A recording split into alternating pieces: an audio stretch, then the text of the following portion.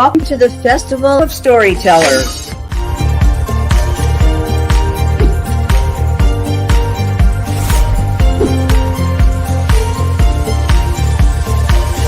I thank everybody that's involved with this process, because we know writers need readers and writers need publishers.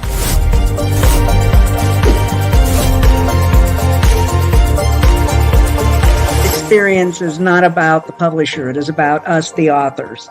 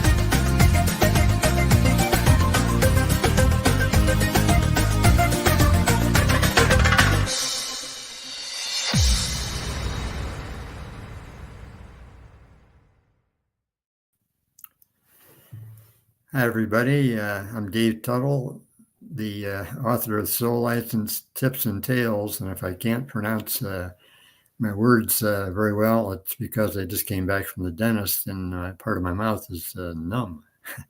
But I thought I'd talk about the book today. If you have any questions, you can send those to me also. But basically, the book follows my paranormal path, you might say, to a belief that there's definitely a life after death, and you can communicate with your deceased relatives at any time you want to. You can actually talk to them anytime you have a thought about them. They will come to you, so you can talk to them. You can tell them whatever you might have failed to tell them when they were alive, or you can just talk to them and tell them about your day or whatever. But they'll be there listening if you actually have thoughts towards that. The reason I wrote the book is I was inspired by messages that were given to me by my spirit guides and angels through psychics. And I had received a couple of these. I could send her a couple of these messages. One 12 some years ago, I had 3 different psychics told me that my guides on the other side wanted me to write something, and I wrote something then. And I figured I completed my mission. But then more recently, I was getting emails from psychic James Van Pra talking about a book writing class. And I was just ignoring them because I didn't have any intention of writing a book. But I went to a psychic just for fun when I was in Michigan and traveling. And the psychic told me that the spirit guides and angels wanted me to write a book. So I joined that writing class. And a couple of years after the writing class, my book came to fruition. But what I did, every time I wrote something, I asked my higher self if this is the right data to write. And called in the angels and spirit guides for everything that was written. So I have a lot of different information about various things that can help you both mentally and physically, which I've gone over some of the finer points in previous sessions. But it's the book is basically stories wherein these things are revealed that and the license plates are kind of like leaving breadcrumbs throughout the thing because they're continually bringing information to me whenever I am out driving around, parking in a parking lot or whatever. There's always something there. And in between that, there are a lot of other stories of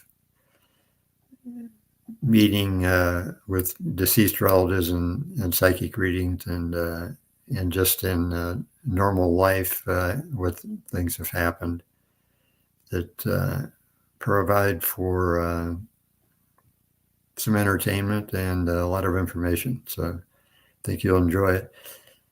But we can also have questions now. This is the book. Didn't show it to anybody yesterday, so here it is. And that's why I have the license plates on there, because it's a very easy way to connect with your deceased relatives and so on. If anyone, I can talk to you a little bit about the products that I mentioned in the book.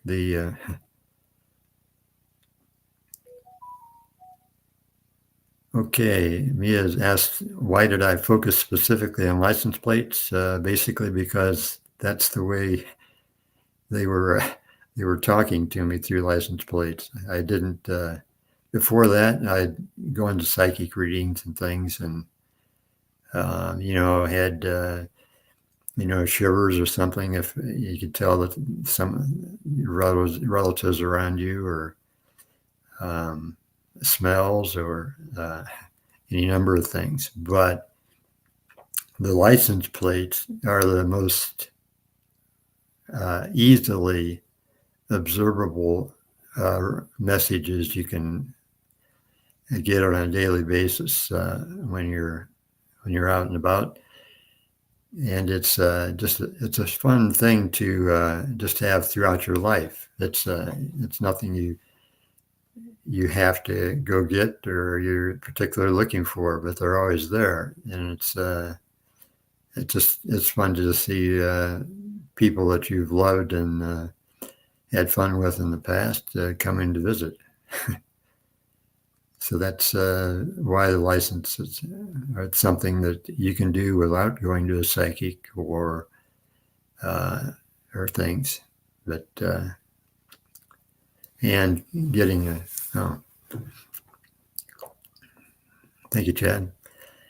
But it's important just to realize that you have something that's easily available. And whereas if you went to a psychic reading, you might go in there and say, oh, I got to talk to my father. Well, maybe the lesson you have to get from that reading is not talking to your father. It's something else that's going on in your life that your guides want you to know about, that will help you on your spiritual path. Because we're all energetic beings. We're all energy. We're all connected. And so it's you just have to be aware that when you're going through life, that everyone in your path is there for a reason. And it's so don't judge them too harshly, because they're just showing you things that you need to know.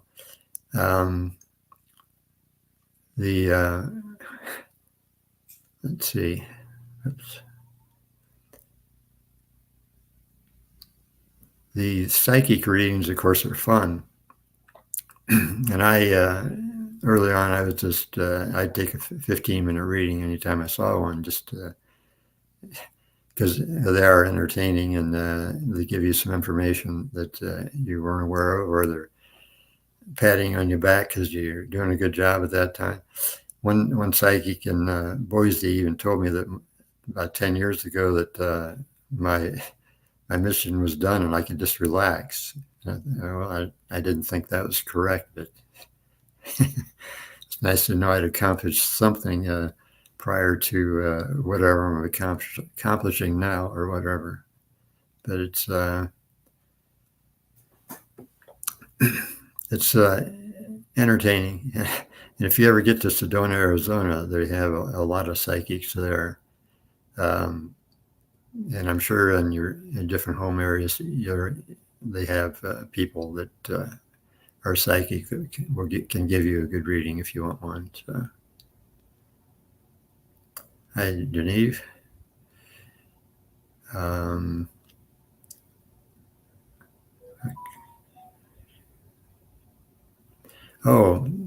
John Sachs asked for an example of how to decode these messages from license plates. That code is very simple.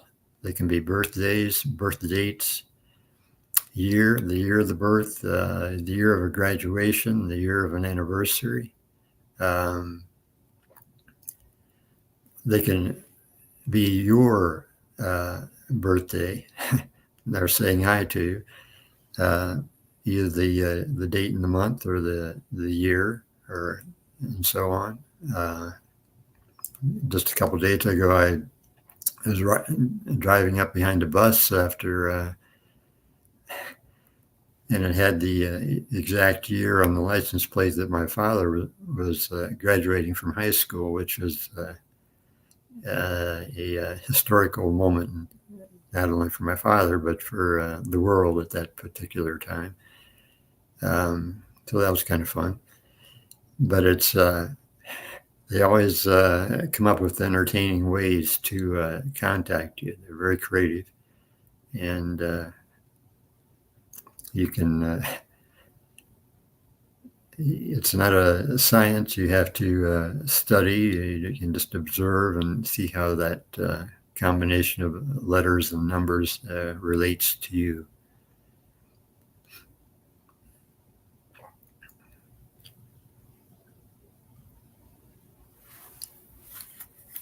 The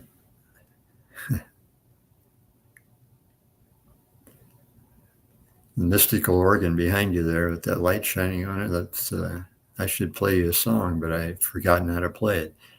I took lessons. My wife and I bought that for $500 a long time ago, and I took lessons. Then we had to buy a piano so I could take lessons on the piano, so I could play the pump organ. So I had some raucous music going there for a while. But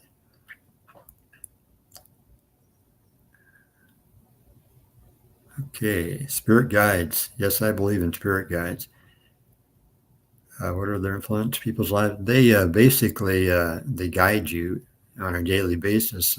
They can, and your guides can be deceased relatives that are actually your guides. But you may not recognize that, but unless you go to a psychic maybe and you ask to find out who your guides are.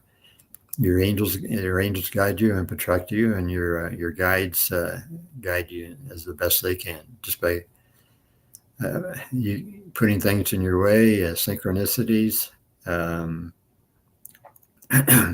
are prevalent when you, and that's basically when you think, oh, that's just by chance. Well, nothing's by chance. Everything's on purpose. So when you see something that like that, take that in mind.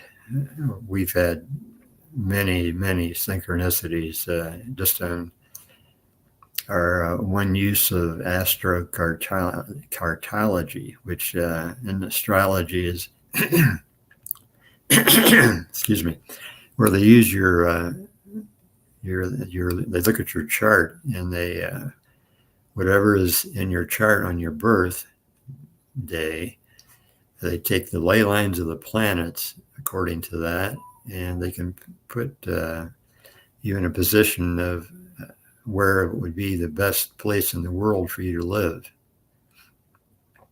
And that's how I came to live in Boise, Idaho, which is where I'm right here.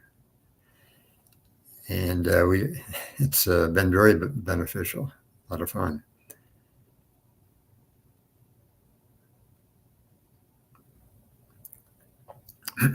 Oh, the tips, there are a lot of tips, too many to mention. But some of them are even products that I use, and that one of them is called KM, which has a big story to it, and it only costs $30 a month, something when you sign up to be a distributor. And I'm a distributor between two people, myself and my wife. But that's not really my forte. But we've come across another one I came across at a convention. Arnold Schwarzenegger was having a convention in Columbus, Ohio, and I ran a 5K race as part of that. And I was going through they had different vendors there, and one of them was selling a product called Juice Plus, which has natural fruit derivatives, stuff like that we've continued to use. So just things like that. But it's the things that a lot of things I tell you in there are just ways that how you can be peaceful in your life, and I give you different techniques for doing that, and so on. Like I said before, you're always going to have challenges, but scents, okay, Laura Walker says, how about scents? Yes, they definitely are a way to communicate. I had a first cousin, and she's still around, actually, but she used to smell cigar smoke from her father, who smoked a cigar. Okay, and I've got a little story in the book about an interesting smell that was a message from my deceased brother-in-law, who passed at age 50.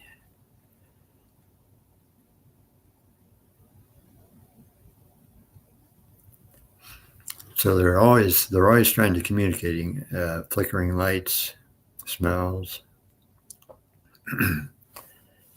But after you get tired of seeing the lights burn out or flicker, then you can go look at license plates and see what's going on there. You can,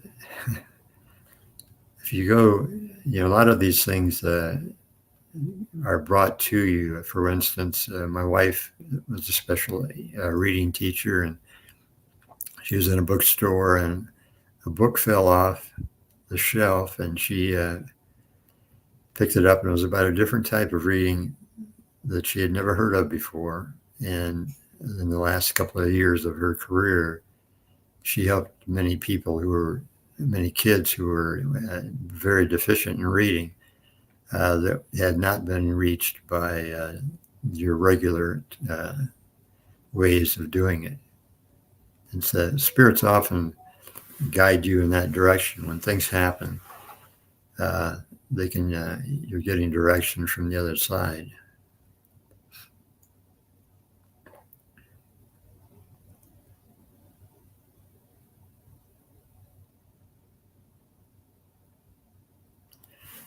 Geneve asked about if the same process can be made out of other random objects. It would depend on what the objects are and what their meanings are to you, that would be beneficial, that you recognize that there was a message from the other side.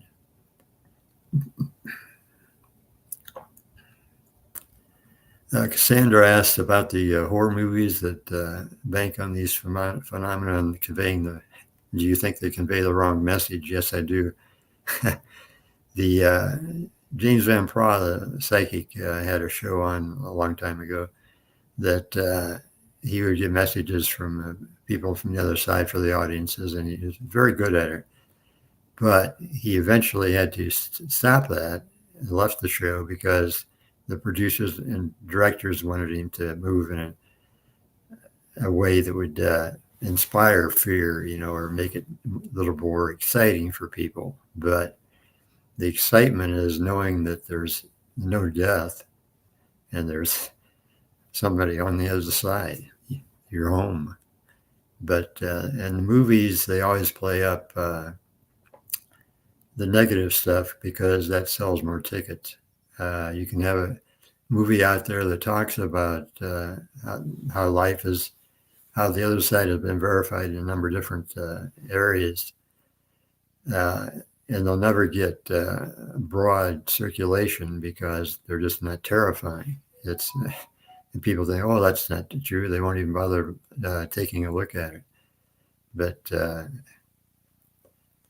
fear has always been a motivator for media of any type, that if you wanted to get attention, all you have to do is throw in a little fear, and that it will draw your attention. Look at newspapers. And media, they're usually mostly sending out fear messages, talking about death and disaster and negative things. And all these things are 3D, and it doesn't make any difference, because when people die in disasters and things like that, they just cross over and go to the other side. And I've read that they plan that even in group situations. So it's kind of like it's been said that every death is a suicide, because you plan your life and your death on the other side with detours available. But and when your time is up, your body realizes it before your conscious mind or your ego realizes it, because the death of your body is just the death of your ego. Your soul is always there, and always will be. And it just goes over to the other side and knows your personality is, and all your reincarnated personalities. You can you choose your choice. When you get back over there, you have a lot of friends from different lives and everything else. It's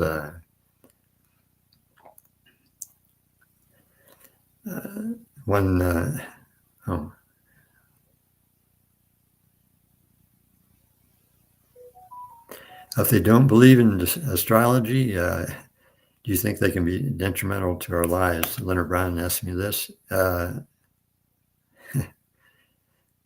You don't have to believe in it. No, you don't. You're not going to be sent to damnation, whatever, if you don't believe in astrology. The thing of it is, the things I've read, basically, when you cross over to the other side, you cross over to vibrations of the same people that have that same vibration as you. So if you're doing a lot of negative things in this lifetime, if you cross over, you're going to be in that situation with not quite as high a vibration as you could be. And what I've read is that people from higher vibrations can go down and visit the people in lower vibrations, but the lower vibration people can't visit the people in the higher vibrations.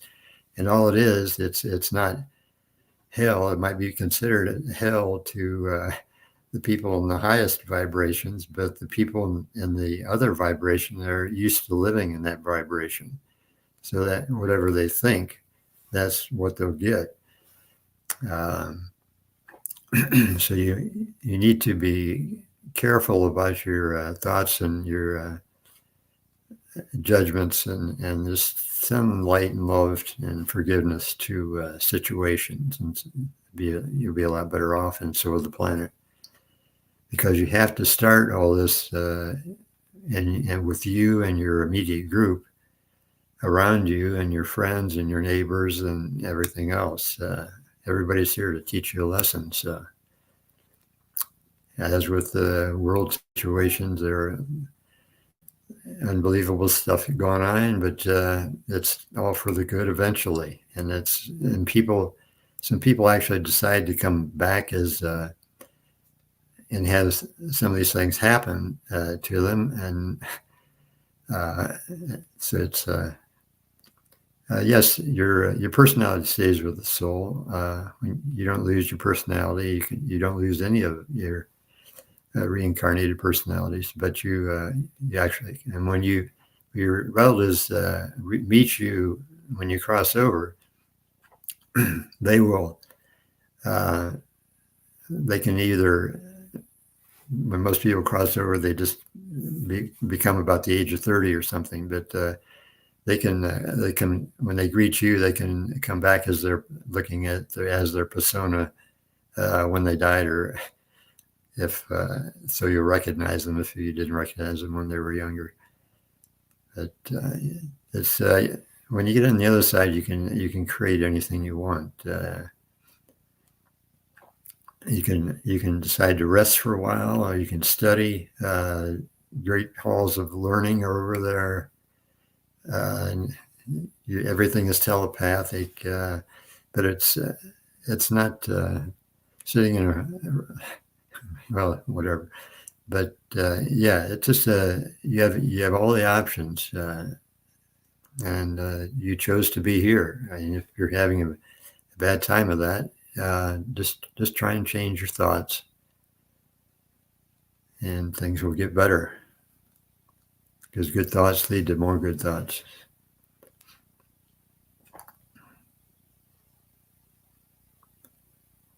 Yeah, I used to like horror movies too, Mia, but I don't pay any attention to them now.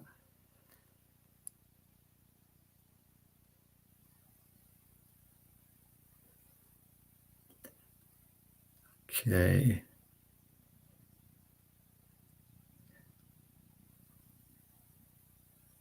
Anybody have any more questions?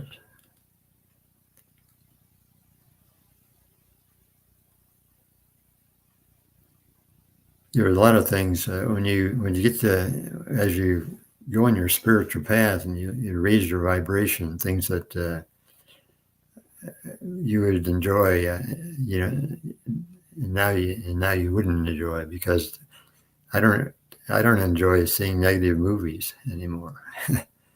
You know, it's my wife got me on to Hallmark movies because she wouldn't watch anything else, so I watched them with her, and I actually get something out of them. I used to watch all these adventure movies and things like that, and they're enjoyable, but you have to look at the vibration of what you're watching and how that's affecting you, and just if it's affecting you adversely, then you need to avoid that and change your thoughts. But if you enjoy it, for one thing, you can go into a movie, and what I say, if I'm going to a movie that I know there's going to be some negative stuff in it, but I wanted to see it anyway, I call upon the angels to negate any bad influences from that movie, and just let me pick out the good parts in the movie. And I found that to be quite effective. So that way you're not taking the negative part back into your in your life, and you got to see an informative or entertaining movie that might have some negative stuff in it.